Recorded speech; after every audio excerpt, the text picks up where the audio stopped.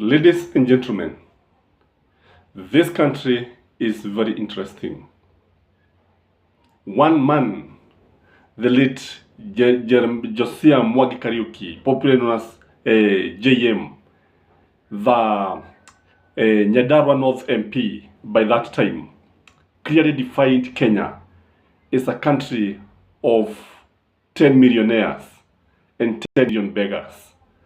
I don't know how you define Kenya today, because when you look at this country, you note that a majority of more than 99.9% of Kenyans live below the poverty index line, international poverty index line.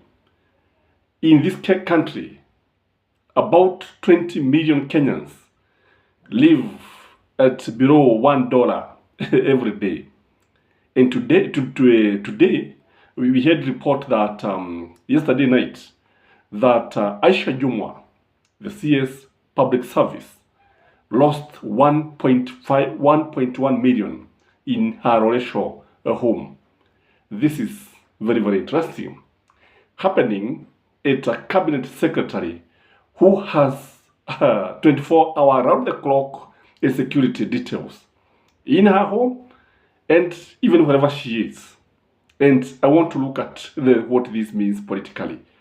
When one person can lose 1.1 million money in the house, whereas a majority of Kenyans, 90% of Kenyans have never touched a million. They have never seen a million, by the way. And I don't know whether in this channel, the highest amount you have ever handled, because majority of us have handled what I would call meager income. So in this video, I want us to look at the meaning of this, considering that Aisha Jumwa is one of Ruto's trusted CS. The first thing is that people should remember that yesterday, police raided Fred Matiang'i's home. And what we can say is that this could be a way of diverting people's attention from what police did in Matiang'i's home. Kwa sababu kila mmoja anazungumzia suala hili. Even young children are talking about that raid. It was done like the guys were in a movie, and all the journalists were thrown away. Nobody was allowed to go near that kind of raid. And I understand that this one is something that is attracting the attention of the international community. A friend of mine from UK called me this morning asking me whether Matiang'i is safe. And I told him it was just a police raid operation and Matiang'i was not in the house. And then he went ahead and asked me, how safe is Matiang'i? I told him, unless the Lord guards over the city, those who guards stand in vain. Those who guard the city stand in vain. And this is where majority of us are. There's nothing you can be able to do. So I believe that the issue of Aisha Jumwa losing 1.1 million Kenyan shilling, I'm not saying that she don't lose the money, but there's a possibility that the government could be trying to divert the attention of Kenyans from what happened. Because I know that many Kenyans are sympathizing with what happened to Matiang'i. Again, it could also be a way of diverting the people's attention from the failed leadership of Kenya Kwanza. Or when you look at UDA from all angles, utaona kwamba ni serikali ambayo imeshindwa kutekeleza majukumu yake. When you look at this country, utaona kwamba the country has completely failed. 6 months into the office, and there's no much that can be seen. Because if you ask yourself some questions, how does the raiding of Matiang'i's home help to improve the economy? How does insulting Raila Amolo Odinga help to improve the economy of this country? And I believe that it could be a way of diverting people's attention from this kind of failed leadership. The other thing that come out of this case is that insecurity in this country is on another level. We are living in a country where even the policemen are being killed by bandits. We are living in a situation whereby the police cannot be able to contain security and they have to get support from the military.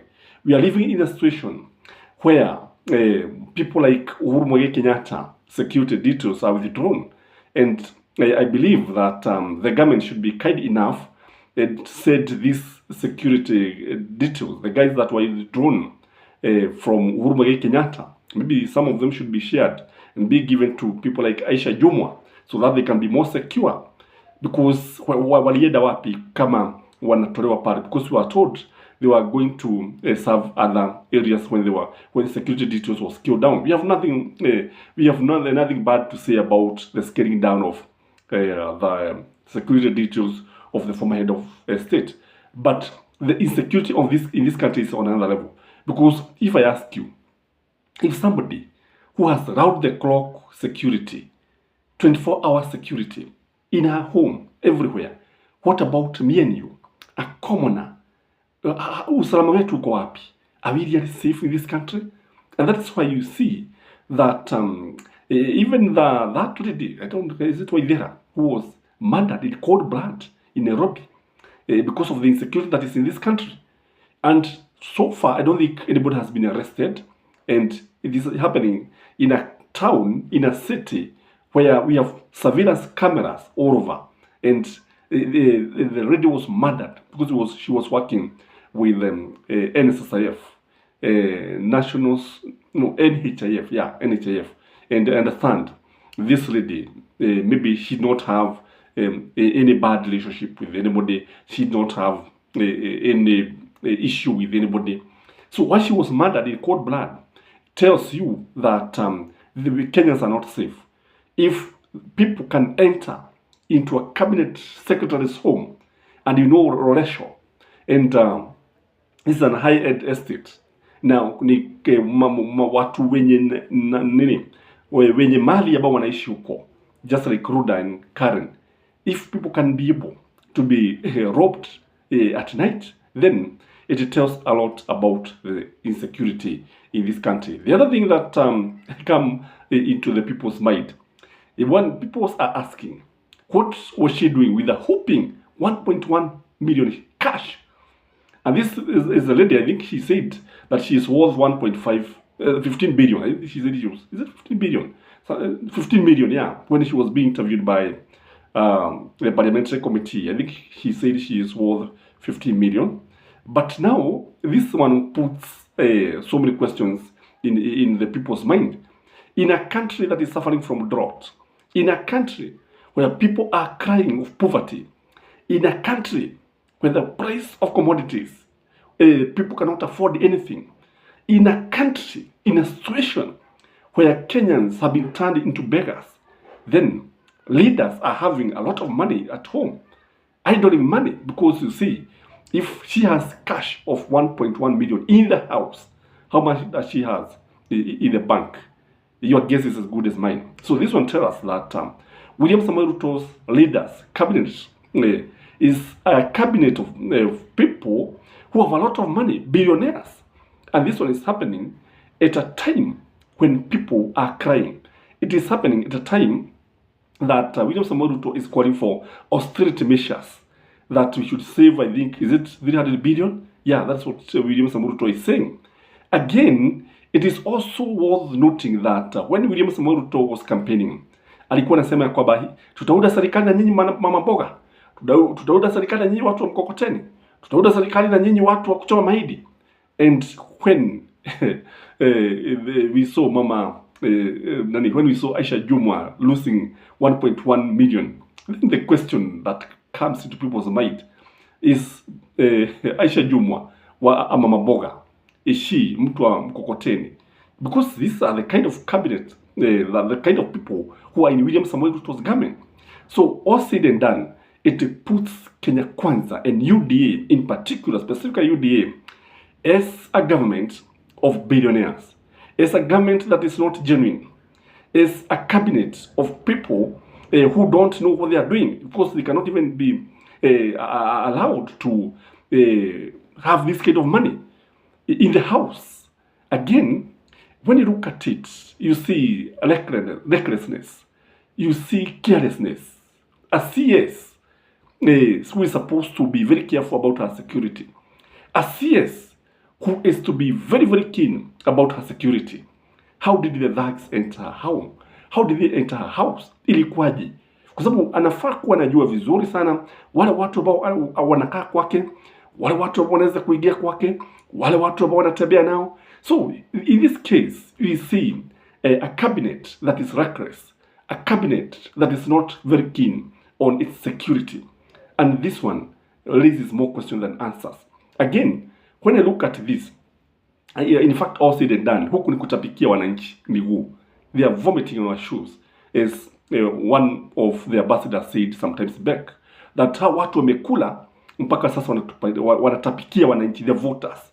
And I think ni vizuri kuheshimu mpiga kura. Mpiga kura ni mtu ambaye alifanya kazi, ni mtu ambaye anajitolea sana, ni mtu ambaye ako radhi kuhakikisha kwamba nchi imedumisha amani. Kenyans are peaceful and loving people. Na sasa ukiangalia viongozi, hao viongozi ni baadhi ya watu ambao wanatapikia wananchi bila kujali. How do you keep this kind of money? Sasa why didn't you maybe give this kind of money to maybe a children home or the hustlers who voted for you? And when you, this kind of money is being kept in the house, tunajua kwamba wananchi hawana chochote. Again, I think the police now, because they were demanding Matiang'i to release the CCTV footage, they should also tell Aisha Jumwa to release the CCTV footage. They should demand this so that these thugs can be arrested.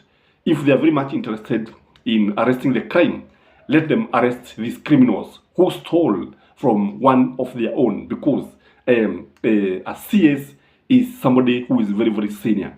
Again, when you look at this, it is an epitome, it is an example of an incompetent cabinet secretary, because somebody who is competent is supposed to be very keen on her security, is supposed to be very keen on what is happening around her home, and it is what we have in William Samoei Ruto's cabinet, a cabinet that doesn't inspire anybody, a cabinet that doesn't stand for anything. Sasa ukiangalia tangu wachaguliwe, which cabinet secretary can you point out useme vile ambavyo amefanya kazi like John Mishuki did just a few days after Mwai Kibaki took over? You remember Karisa Maitha ambaye alikuwa anaitwa Hurricane, the way he was able to streamline the local government. Look at Matiang'i, the way he was able to streamline so many sectors, including the examination. Look at Magoha George and many others. But when you look at William Samoei Ruto's cabinet, none is inspiring. Nobody is inspiring. So this is Coming TV, the Tourism Black Africa. Kindly, I ask you one thing: like this video, and for our viewers, comment and let me know what you think about this kind of theft. 1.1 million stolen in one night.